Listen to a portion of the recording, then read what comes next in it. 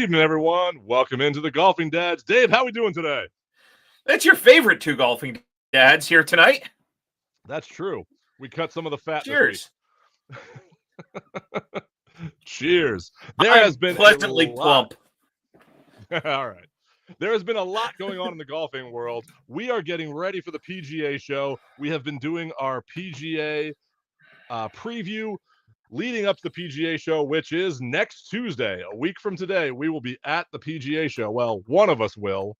The other one is sitting there trying to figure out his headset. But you'll be playing golf. My volume was off.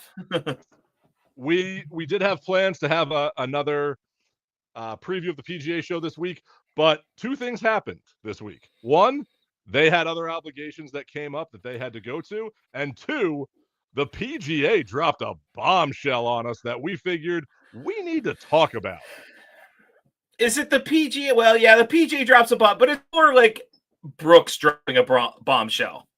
Well, Brooks dropped this bombshell a few weeks back and said that he was leaving LIV and that he was stepping away for family reasons and that he didn't want to be on the tour anymore. So you kind of knew this was coming. But the ball then was in the PGA's court. And they responded in, I got to say, I think the best way possible. I don't know how they could have done this better. No, I think it's puts a precedent out there. Let's run down what the PGA put out there for the conditions of him coming back. So for those of you who don't know, Brooks Koepka left to LIV and was saying that he didn't want to be on the LIV tour anymore. And that really opened the door for the PGA to say, hey, we need to have some kind of guidelines to let former players back on to the PGA Tour, because that was the whole stipulation. When this first happened, a lot of PGA players were very bitter and angry towards the people that left and thought like, oh, they shouldn't come back. There has to be all of these stipulations. But a few years have passed now. And time heals all wounds. And now we've gotten to the reality of things. And this is the first really big name that has left LIV that really wants to come back to the PGA Tour. So I think the PGA Tour took this opportunity to say, hey, we're going to give you a one-time opportunity and we're going to set some stipulations behind it. So they saw the door open when Brooks came back. And they realized they don't just want to open the door for Brooks. They want to open the door for other LIV golfers that were former PGA players to come back. So, like you asked, Dave, here are the stipulations. It is a very small group of former PGA players that they open the window to. It is, and I'm going to go over that. So here are the stipulations that you must meet for this window. Number one, you must have won the Players' Championship or a major from 2022 to today. So that's an interesting one because that leaves a certain major winner of the PGA Championship in 2021 out of that conversation in Phil Mickelson. And I'll get to that point in a second. Yeah. We will get to that. Number two, the window for this application is January 12th, when this announcement was made, to February 2nd. And that window is very specific because February 3rd is the start of the first LIV event in Saudi Arabia. And it's the start of the Waste Management on the PGA Tour. So players must also play a minimum or commit to a minimum of 15 events throughout the year. In these 15 events, you are added to an event and it does not take away a spot from another PGA player or up-and-coming player on the tour. It would actually add maybe extra spots to even out groupings, so it actually helps out players. You must qualify for signature events in the structure of the Aon Next 10, and you cannot take a sponsor's exemption into one of the signature events. You do receive what is left on any exemptions you get from the majors that you won. So if you had a 5-year exemption into something and there's 2 years left on that exemption, you have those 2 years left. It's almost like a used car deal, to be honest with you. It's the warranty. The biggest one that I think is a really good one because it does address the, hey, you took a lot of money to go over there and we don't want you taking money from people back on the PGA Tour right away. You have to commit to coming back. You are foregoing your eligibility for the profit sharing that will be growing over the next few years for 5 years. So for the first 5 years you are back on the PGA Tour, you are not eligible for the profit sharing. What that could relate to is in Brooks Koepka's position is 50 to 85 million dollars over that a lot of money. But when you look at it, he took a lot of money to go over to LIV. So I think that'll balance itself out. So these are just some of the stipulations that are out there. So Dave, let's go back and talk about the first one there. They only opened this window for a small amount of LIV players. And we'll name them because it's out there in the media. It's Bryson, Jon Rahm, and Cam Smith. Those are the only 3 plus players Brooks, that obviously and Brooks that qualify for this exemption as winners. I think 2022 is important because they're not backdating it past that, because 2022 is when LIV kicked off. That was their inaugural season. That's when it kicked off. Yes, we all, Phil winning the PGA in 2021 as, the oldest person to win a major. He wasn't part of LIV officially at that point in time. So they're, they picked this date not necessarily to hamper Phil's ability to come back, but because this is when LIV officially kicked off, and that is the correct political way to say it. Now, we all know, and we're all going to stipulate here, I think they, and I know other people on this show that aren't here today also think this, and Dave, you probably think this too. You're going to give the political answer, which I appreciate, but this is also a jab saying, hey, Phil, you were one of the people that tried to pull people away and tear people away from the PGA Tour to go to the LIV Tour. And one of those people was Bryson. Another one of those people was Jon Rahm that you eventually got later on. So I think this is the PGA Tour saying, hey, Phil, we don't want you back. So we're not going to make this as you've ever won a major. We're going to make this, like you said, politically. This is when LIV started. So 2022 is when we're starting this exemption. Because Cam Smith was one of those that he played in the Open Championship, won it, and then left for LIV. But that was in the next week. Yeah. So they're looking at players that I think had that impact on LIV, because LIV always says they have the best players out there, the best players in the world, which, funny enough, a person on Instagram posted the other day, they showed the PGA's statement and LIV's statement, and they both say the exact same thing. And this is what happens when you let AI write your public releases and don't check against other things.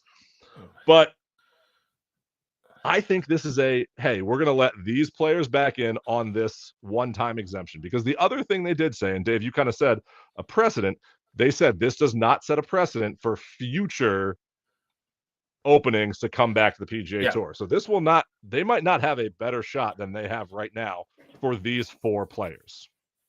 Yeah. And I think, we all know Brooks was in a much different place, state, mental, physical, health-wise, when he left the PGA Tour for LIV. And it was a completely different grind for him. We've all watched Full Swing. We all know he was on that inaugural season there, and the health struggles he talked about with, his knees and his legs. And, but he was, out of everybody, he was always more one of the boys with the PGA group than I think he was with, the LIV guys. He and Bryson mended the fences and, but I always felt like if you were at a restaurant and you walked in and you saw a group of players sitting down and Brooks happened to walk into that same restaurant, he would be the one invited over to the table to have a drink, more so than Jon Rahm or Cam Smith or Phil Mickelson or HV3 or, one of these guys. Brooks always kind of, to me at least, lent himself to still being one of the boys within the PGA circle. Well, and I think part of that has to do with I don't think Brooks ever liked the team aspect that Liv kind of leaned into. I said they Liv should has a lean team into it more. aspect. Yeah, I exactly. thought they were single. But I thought they were singles. they don't know what they are, but they do have the team aspect over there. And I give them the credit for that, but that's not his No. way of playing golf. He is about himself and playing as an individual. But in that sense, he does like the team aspect of the Ryder Cup and the President's Cup. And he was the first player that, when all this happened, that from Liv was allowed to play on a Ryder Cup team, was selected. And I think that says a lot that he accepted that, and he didn't make it about Liv. He didn't make it about anything else. He made it about playing for Team USA. So to your point, Dave, he has kept those fences. He didn't burn the bridges. Yeah. He kept those bridges alive. But I do think he has to mend some fences when he comes back because he did leave. But as you Yeah. said in the Full Swing episode, he talked about the reason he left was he was having some medical issues. He wasn't able to perform the way he had when he won all those championships in the past. But he brought himself back to great golfing form and has been great both on Mhm. Live and when he's played in the major events. He has shown up to even winning one again. So I think he's ready to come back. And I think the PGA saw this as a great opportunity to give people a quick way to come back that also appeases to the players because all the players council had to vote on this. They had Yeah. to agree to these stipulations and say, okay, we agree to these, and if they accept them, they can come back. And we talk about, we got into the money aspect that they're going to miss out for, you know, 5 years, and it could be 50 to 85 million dollars.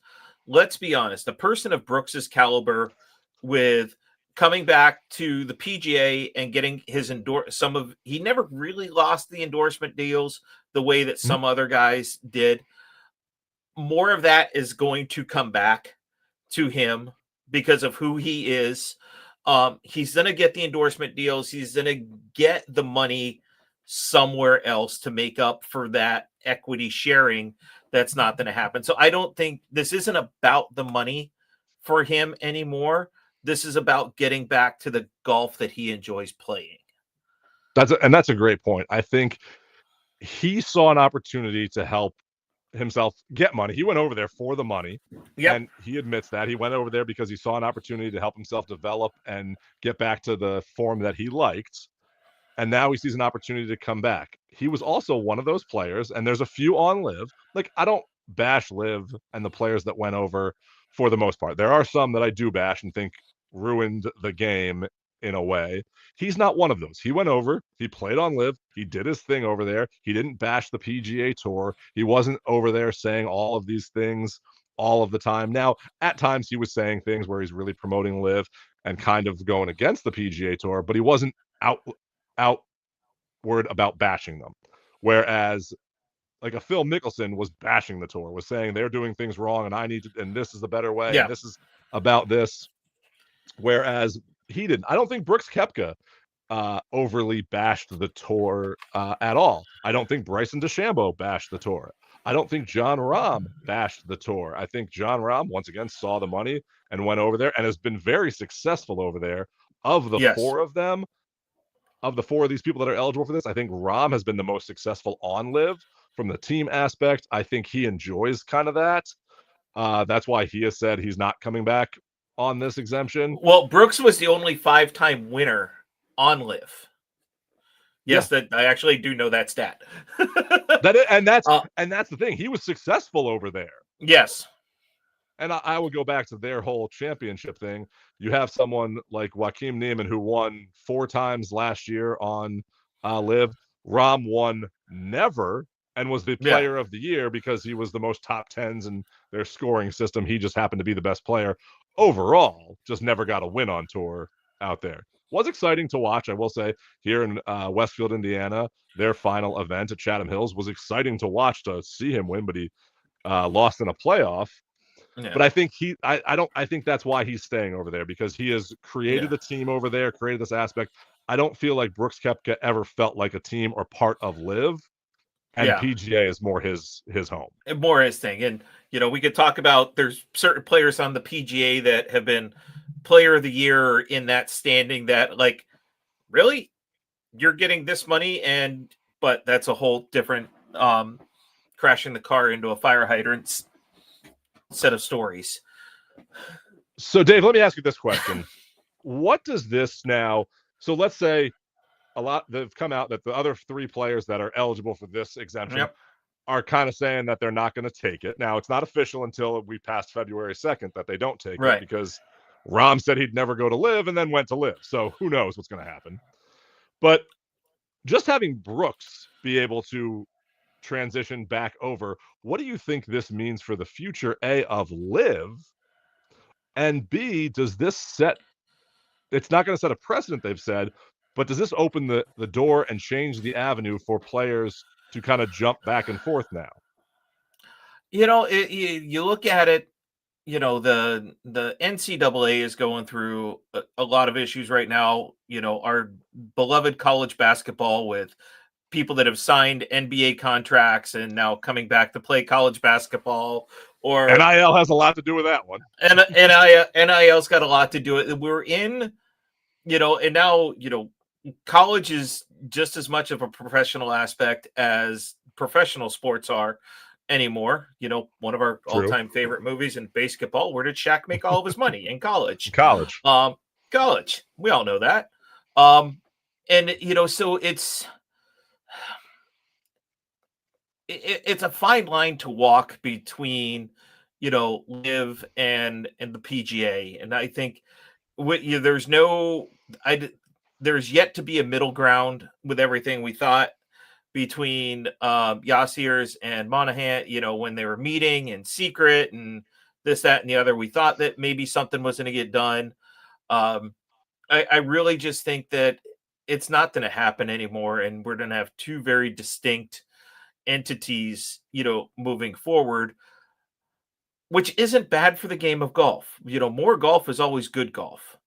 That's also true. And it just has to be the pettiness between the 2 of them. Just go out and play golf, guys. It's a simple concept. Go play golf. And I think that pettiness has started to subside. But Dave, since you brought this up with NCAA, we have a partner and we need to pay some bills. So let's pay some bills with our partnership with the NCAA and Desert Fox Golf. Ready to take your game to the next level? Desert Fox Golf's collegiate gear is growing fast, with over 25 universities and counting. Show off your favorite team on the course with the Phone Caddy and DJ10 speaker, built for easy access for every round. Perfect for students, alumni, and college sports fans looking to show off their school spirit. Gear up today at desertfoxgolf.com. I mean, this Monday is the national championship for football, so get Go your Big Ten. Desert Fox gear out there. I mean, I don't know who is going to beat IU, so I'm going to say it. I am a Penn State alum and root for my Nittany Lions, but when they're not in it, and I live in the state of Indiana, I'm just going to say it. Hoosiers! There you go. Win the national championship. So, got to root for the Hoosiers in the state throw of Bradley's Indiana. comment up there for a second. So, but I want to agree with you here. Second place. So it's a really interesting. Wow. For those of you who don't know, Bradley came in second place in our fantasy football league. So that was just a jab at him. Hey, I came in last, so it is what it is. That's true. You did. Bradley, it's, we're watching golf. You want to see the best play. We talk about all these events here where we love the non-signature events, the ones where not every, where the Scotties and the Rorys and the Gala and, these guys aren't showing up to play. And is that the best golf? Yeah, it is still the best golf because these are the guys that are out there fighting, trying to create, It's true. moments for themselves. And golf may not be 72 holes of the best of everybody. Sometimes it's one shot or one hole or somebody making a putt from 142 feet away to win a playoff and secure their national open. So those are the things that make golf the best. And it's not necessarily watching the top 25 every week. It's watching what makes these guys so much better than the three of us sitting here tonight. Yeah, that's what I like both. I like having different things because I'm saying we have things like TGL. Big Ten football is dominant. Sorry about your Tigers. Enjoy Lane Kiffin.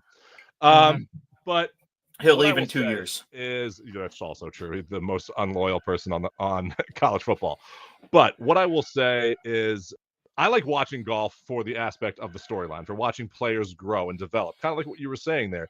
These signature events, or the events that are having these up-and-coming players that haven't earned their way into the signature events, their storylines and winning. Like, I'm going to go with Chris Gotterup. Watching him go to the 26th best player in the world last year was exciting to watch when he won the Scottish Open.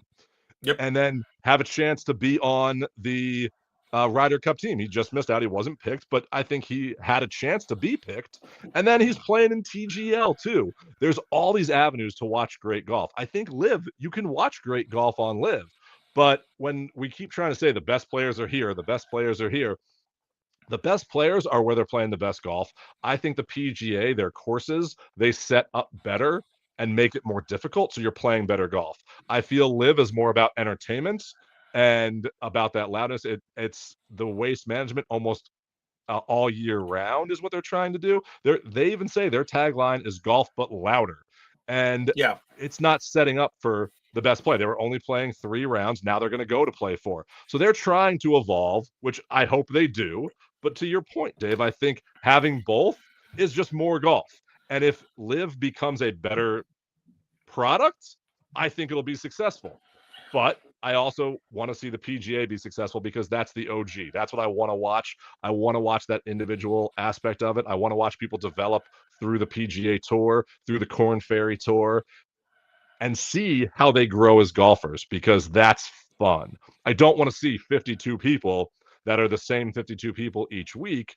I want to see that chance for a Cinderella story out there. That's why we like the NCAA tournament and that. So that's what I'm hoping for. But with that, I'm going to pay another bill here. And this episode is brought to you by Bridgestone Golf and Mindset Technology, designed to help you focus on the shot, not the swing. With simple cues like visualize, focus, and react, you'll swing freer and play more confident golf. Change your mindset with Bridgestone Golf. And I will say, this golf ball, get yourself some Bridgestone mindsets in either the E-Series or the Tour Series, and they have new ones coming out that we will start previewing over the next few weeks at the PGA Tour. We are excited to partner with Bridgestone, so make sure you are checking out Bridgestone Golf. And like I said, Chris Gotterup used Bridgestone Golf to win the Scottish Open, so it obviously works. Yeah, and if you missed our show the other week when Steve and I made some year-long picks, I took him to win the Open.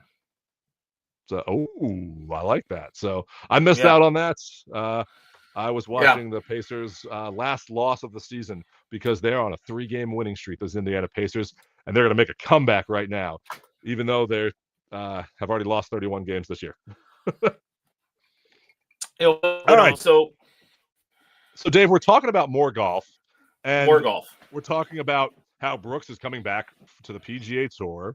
And more golf means TGL, which I think TGL has been so exciting and is growing and developing and is not trying to compete with other things. It's trying to be something that's different. So what do you think the chances are now that if Brooks comes back over, that he starts playing on a TGL team either this year, or do you think it's more likely that he comes in next year when Detroit is added as a city for a team in TGL?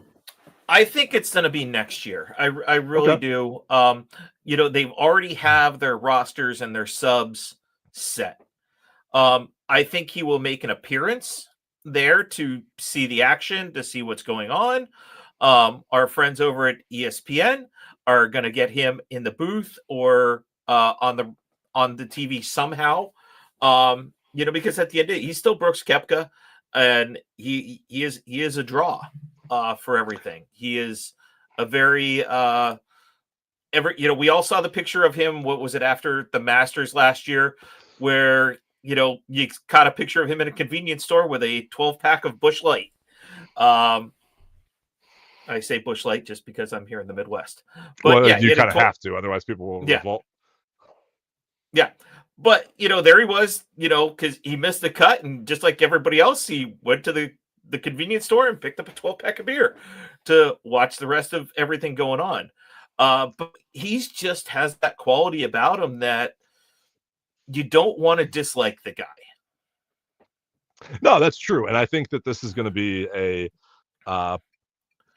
big shift for moving forward. You said that LIV needs to stop fighting with the PGA, and we've said that for since the beginning of the but I LIV think Tour. The biggest part about that is the mouthpiece of LIV isn't the face of LIV Golf anymore, and that would be Greg Norman. Yeah, I think that was a big change that I'm glad they made that shift of saying, hey, Norman, step aside, let us take this, and let's adjust. And they're making adjustments. Like I said before, they are going to a 4-day format now, not a 3-round format. So that's changing. They were promised world golf ranking points, which they still haven't gotten yet, but they're changing more towards that. I would like to see them more go towards the team aspect and not the individual aspect, right? Because that's what I like about TGL is that team aspect and the fun of also simulator golf and being in an arena, and the hammer. Everybody loves the hammer. Everybody loves the hammer. Still, we are protesting to make that an actual hammer you throw. We have the intellectual IP for that. Let's make it happen. But tangent on TGL here. I think everybody should have their own, because everybody should have their own individual hammer rather than just the captain, and let everybody decide on their own. I'm throwing the hammer here because this is what's best for me. I disagree. I like that the captain has the hammer because we've all played team sports before, and someone has to make a decision. If you're just throwing hammers all willy-nilly, why not? I think that gets out of hand. I like your chaos theory, but I'm going to disagree with you there. But if you think that TGL should have as many hammers as possible for every player, side with Dave. Well, they have 3 hammers total. There's 3 players. Everybody gets their own individual hammer. Okay, I could give you that. Each person gets their own hammer with everybody gets their own hammer. So rather than like I was the other week when Brooks took a timeout and ran over to the stage to see the team owner and said, hey, yeah, let's throw the hammer here. Make that decision, or have Rory be able to throw his own hammer. Yeah, that's true. I mean, you can look at both ways. But all right, so Dave, let's get into this because we talked about Brooks, we talked about all of this players and coming back and the effect that it's going to have. And one of the main things here is that everyone was always saying, oh, you're going to take away from an up-and-coming player. And we've been talking about up-and-coming players, and that's what we like to see. But this model actually will help up-and-coming players because he won't take someone's spot like a certain PGA Tour player did at the Sony Open this week in Vijay Singh. He will actually come in and they will fill extra spots to even out the field. So he will actually bring other people and give more people an opportunity. What do you think about that aspect of this deal? Well, I don't just want to put that on VJ. Tiger has a lifetime exemption to play in any given tournament that he wants. And they never said that they would add extra spots if Tiger ever wants to play in a tournament of his choosing anyway. So let's not, VJ's the bad guy as it is. We all have our issues with VJ, but yes. I'm giving up a spot for Tiger. I'm not giving up a spot for VJ if I'm a player. That's my difference. Potato. Tiger. Potato. Okay, but back to this point. Yes. Do you think this was a very good decision by the PGA? I think it was a fantastic decision. Yeah, Brooks, yes, he does. He have exemptions from his major win. Yes, he does. But having to play in to get into a signature event by winning a tournament, or being in those top 10. To do that, he can't just walk up to Torrey Pines and be like, well, I want to play this week. That's really not going to happen there. So them being able to not only allow him to come back, enter these tournaments, no, we all know that, get into these tournaments, but create 3 more spots for Potentially. potentially 3 spots that would usually be alternate 1, 2, 3. Now 4, 5, 6 becomes alternate 1, 2, 3. So I think in the long way, about things, that gives more people better chance for better golf. Yeah, and I think that helps players develop and get those opportunities. So I agree, Dave. I think this is a great thing. So, all right, last part of this that we really want to dive into here is the money. The money has always been the thing about this. The money's always about what this is about. But before we get into the money, let's talk about Cobra Golf.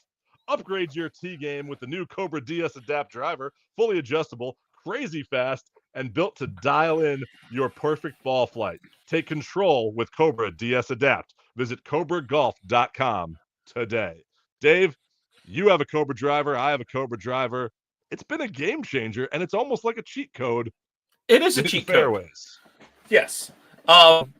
And mine is packed and ready to go down to Orlando coming up here. So, Steve, you're just confused. He is very confused, and he's in Miami and doing a business trip. So I touched on this a little bit earlier about the money, whereas I think somebody like Brooks, is going to make that money up in other aspects, whether is it endorsements, which is really where most of these guys make their money anyway, is all in endorsements. Coming back to the PGA full fold opens up a lot more endorsements to him now, because he is back in the fold, as compared to, we've said his name, like say Phil Mickelson, who doesn't have, he originally had a lifetime deal with Callaway. That went away, dropped with LIV Golf. So coming back, I think just because of the partnerships that the PGA has, where Brooks was in standing, what he's done with the Ryder Cup, he's for all that we know from what we've seen, he's a pretty easygoing, decent guy. I think those sponsorship dollars come back to him 2 to 3 fold, coming back onto this. The other part, with that is, you just don't know. It may not happen. Yeah, I mean, this is going to be a big thing. I will say, from sponsorships, we have a great sponsor and partner in Golfish. If you're looking for perfect golf attire that takes you from the marina to the golf course, make sure you check out golfish.com and use code GolfingDads to get a discount on your order. And it is the most comfortable golf attire out there. I wear this to work. I wear this on the course. You can wear it to a board meeting and then to 18 holes. It is an amazing, amazing brand. Make sure you are checking them out for some of the best golf gear out there. Now, what I will say is he is leaving a lot of money on the table here. And this shows, I think, the passion and commitment that he has to the PGA Tour. He has played on the PGA Tour. He has played on LIV. And now he wants to come home here. And he is willing to give up a lot of money to do so. And I think that says a lot. I think it says a lot about the reasons he went to LIV. I think it says a lot about where he sees LIV's future going as well, because he was a big name over there and was one of the first people to kind of jump ship and go over there. So the fact that now, after 3 years, because they're going into their 4th year, he says, I have an opportunity and the PGA is opening this window for me, that I'm going to take it because that's truly where I want to be, says a lot. Because like I said, he's giving up 5 years that could earn him up to $50 to $85 million in that equity share. Now, from what he got from LIV, I don't think he's going to be missing too much of this money. Like you said, from his sponsorships and where this will be in the future, he'll make this up and he'll help grow that equity so that 5 years from now, when he's been back 6 years, he'll have a chance to make even more money. And he's going to help Yeah. these players earn more, because I think people are going to watch this, because this is a storyline. This is something people are going to want to see, that, hey, he came back to LIV. I hope that he is successful. So, Dave, that's my next question to you. How successful do you think Brooks Koepka is going to be, not just this year, but maybe in the next year or two on the PGA I think for him, we watched him kind of struggle this year in the majors a little bit. He didn't earn, the Ryder Cup this year went to Bryson. We didn't see Brooks, kind of play his best. And I think a lot of this may have been weighing on him. I think this is a very mental thing for Brooks coming back, to be very clear-headed. We all play golf. We're all head cases as it is anyway. It's a mental game. It's a mental game. But I think him coming back and fully embracing, I think last year maybe it was a struggle for him, to try and bounce back and forth between the two worlds, with coming to the majors and doing LIV. And but I think now that he can just focus just on the one entity, I think it's going to be a lot better. I expect at least one win out of him this year. I'll call it now. That could be this year. Because here's the thing, because he's not going to be in those signature events. He's going to be in those other events, scraping together points and, top 10 and top 5 finishes, just like everybody else that is out there that's not playing against Scotty and Rory and, Shane and Morikawa and all these guys. If they all take a week off and Brooks is the guy that is there, he becomes pretty much almost a marquee name that is going to be at these tournaments, which elevates that tournament already as it is. But I think he has a good shot of winning one of those tournaments where one of these guys doesn't show up at. Okay, so here's a hot take from one of our viewers here. He thinks Brooks could win 2 majors in 2 years. Next FedEx Cup champ? I mean, part of this stipulation, I will say, the FedEx Cup, he cannot win the money for the FedEx Cup. But Dave, I agree with you. But it's just no, he can't. Part of the stipulation is he does not get the FedEx Cup money. Yeah, that's true.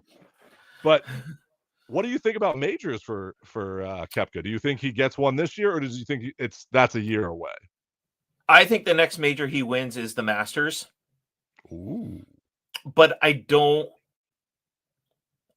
know if I see it this year. I think the next major for him is the Masters that he wins. And whether that is this year or next year, I think the Masters is next on his list of what he accomplishes. The grouping that I want to see this year in a major, I want to see Brooks and Bryson, or Brooks and John, or Brooks and Cam walking down the fairway together. That would be, so let's take, because that is going to be the opposite of Jim Nantz doing Jim Nantz stuff at the Masters if it's Brooks walking with somebody else. So I kind of want to see it at the U.S. Open, and here's why. If you have Bryson and Brooks in the final pairing of the U.S. Open, you have 2 former U.S. Open champions, both who have been on LIV and the PGA Tour, one now back. That could be an interesting storyline to see. So that's an interesting storyline. Yeah, I think that having that would be a very interesting storyline. Whether it's the Open, which is where I'd want to see it, but I mean, I kind of want to see it at the Masters for Jim Nantz. Let's be honest. Yeah, I love Jim But Nantz's, yeah, I would give Brooks his next major, because he's going to win another major. Okay, I think so too. I think it's going to be the Masters. Okay. Do you think that we're going to have another shot at a Grand Slam this year? And I got to see how healthy Jordan is. I got to see how healthy he comes back from surgery to see if he can do it. Scotty, we have a chance to get it this year. too. Scotty's Yeah, the U.S. Open. I see. There's a chance. I still think Jordan gets it before Scotty. Oh, there's a hot take for you. So, all right. Now, we've kind of talked about this. We talked about Brooks coming back. So let us know what you think in the comments on Brooks Koepka's return. And we're going to talk about this more moving on. But now we are back in full swing of the PGA Tour. And we've changed things up a little bit, but we still want to know what Dave thinks with odds. We're still going to do our picks this year. And we are back to doing picks this year. And the Sony Open is this week. So it's time to make some picks. I have our third counterpart's pick in case one of us actually picks them. But Dave, do we want to let him pick first? Or what's our ruling on this as our picks commissioner? Hold on, let me bring it up. I forget where we all finished last year. Okay, let's bring up the picks from last year. I think whoever finished last year should pick first. Right. Let me load this up here. But it's I think the Sony Open, we all missed. Let's be honest, we all missed Kapalua last week. We did. That was it was a sad. Sad a sad entity. For that we all missed that. It is a fantastic course. But getting kicked off here because this is the week that the three of us normally forget to make our picks because we're all tied up with the PGA show and getting that ready. But Greg, I got one while I'm loading this up here. I have one question for you while we're still on this whole Brooks coming back to. I want to talk Bryson for a second here. Ooh. And Bryson's social media input. Yes. And how much do you think that figures into his decision in trying to come back to, because the PGA kind of wants to control the message for everything. And Bryson kind of wants to do his own thing. And he has his YouTube channel. He has all this. We all got sucked into his hole-in-one over the house challenge. Going through all that. So how do you think something like what Bryson does for social media impacts his decision on what he wanted to do? I think it's actually the biggest impact here. I think that Bryson really needs to control his social media aspect. I think that's a big thing for him because he does a lot with it and he's great with it. I think it's entertaining. I think it has changed his persona. I think he felt like he needed to be a heel or a villain when he was on the PGA Tour, and he has even said that. But when he has gotten the freedom to kind of be himself, I think that it's changed him. I think it has changed him for the better. I think the PGA really needs to look into, hey, maybe we want to let them have their own social media rights, because I think the whole legal aspect gets into that when if they do something wrong or say something wrong, that could blow back on the tour in the wrong way. Whereas if you let them control their own, you can kind of manage that a little bit better. So yeah, I don't think the PGA Tour is ready to give that up. And I kind of think that's why Bryson might not come back right away. But I hope they reconsider that, because I think letting these players have their social media aspect and be their personalities could benefit the tour. I think it's a good thing. I think it's where golf is going. I think social media golf, and I'm not just saying this because we do social media golf broadcasting. And if you're looking for social media broadcasting, check out the Golfing Dads, because we love doing this and it's a lot of fun for us and we love talking golf. Do what you love. That's what it is. So that's where I really think this is going. And I think that that's going to be a big factor that the PGA really has to consider in the future. And that's kind of where I was going with it. And, I think that's a big part of who Bryson, more so than anybody else, is he has embraced this. So, we've seen him out there playing with Big JD. We've all got sucked into his hole-in-one over the house challenge or his ping pong ball in the cup challenge. It's why we like Bryson. It's what he's out there, what he's doing. So he's having fun with the sport. Yeah. Now, getting back to what we all came here for tonight and Odds with Dave. Well, before we get into Odds with Dave, let's just give one more shout out to our sponsor, Nikon, and dial in every shot with Nikon Golf Rangefinder. Fast, clear, deadly accurate, so you know the number every time. Elevate your game with Nikon Precision, the official rangefinder of the LPGA Tour and the Golfing Dads. This is another game changer out there. If you're looking to get those accurate yardages and a crystal clear picture, check out NikonGolf.com. More accurate than Odds with Dave. That's true. All right, Yeah. Dave. So, Greg, last season, last year you finished third. I was terrible last year, and I'm hoping to turn that around this year. You finished with 181 total points. That's impressive considering how I started, because I had a good comeback at the end of the season. You started off in like negative numbers. I finished at 221. Steve was our grand winner at 227. Okay. So, All right. So I think I go, you go, Steve goes to start off this year. How does that sound? that sounds worked for me. Okay. So this year, the Sony Open, Russell Henley leading things off at 11-1. Hideki and Ben Griffith at 17. JJ Spawn at 18. Siwoo, Robert McIntyre, and Colin Morikawa at 20. Keegan Bradley at 22. Corey Connors at 25. Maverick McNeely at 28. And then you kind of start dropping off. Harry Hall at 35. Chris Kirk at 40. Nick Taylor at 40. Adam Scott at 40. So you kind of start dropping off after that. So, Greg, lay it on me. Nick Taylor is your reigning champ of the Sony Open. Yes, he is. What is Chris? Give me Chris Gotterup's odds. 50-1. Okay. So that's who I'm going with at the Sony Open, because I think he's been playing on TGL, getting a little bit of swings in. He didn't do so well in Tiger's tournament, but I think he's getting his game back into form. He's got that Bridgestone mindset. Give me Chris Gotterup for the Sony Open as my opening pick this year. I hope my New Jersey brethren turns this around for me this year. No pressure, Chris. You want to know who you took last year? Keegan. Who is Dave taking this year? Dave is going to take the same person he took last year. Ooh. I'm taking Hideki. I think that's an interesting pick, because I almost picked Hideki. I almost took that as my pick. I also looked at Colin Morikawa as an option, but I want to see more out of Colin this year. So Hideki as a past winner out here, I think in Hawaii, I think is a good pick.